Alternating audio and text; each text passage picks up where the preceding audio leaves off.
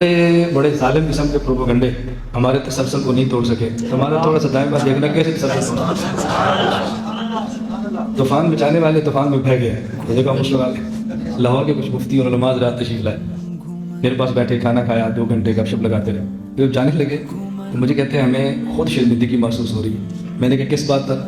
कहते हम आए थे कि आप गमज़दा होंगे, परेशान होंगे, कोई आपको तसल्ली देंगे। आपकी मुस्कुराहटें देखकर हमें समझ नहीं आती कि आपको तसल्ली दें या खुद को तसल्ली दें। हमें हैरान है कि आपको कुछ परवाह नहीं। मैंने कहा कुछ परवाह नहीं। आदमी की खलवत और जलवत में फ़र्क ना हो और ज़मीर मलामत ना करे, कुछ परवाह नहीं। आप सब साथ दें और मेरा ज़मीर मलामत करे तो मैं नहीं चल सकता। आप सब मुखालफत करें और मेरा ज़मीर साथ देता हो तो फिर आदमी की रफ्तार बढ़ जाती है, कम नहीं होती।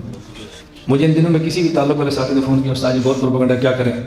मैं ही जवाब देता, काम तेज़ कर दो, काम तेज़ करो, काम तेज़ करो और काम करो। प्रोपेगेंडा उस काम की रफ्तार में बह जाएगा और बेहमदिल्ला बह गया कि नज़र आ रहा है, ख़त्म हो गया।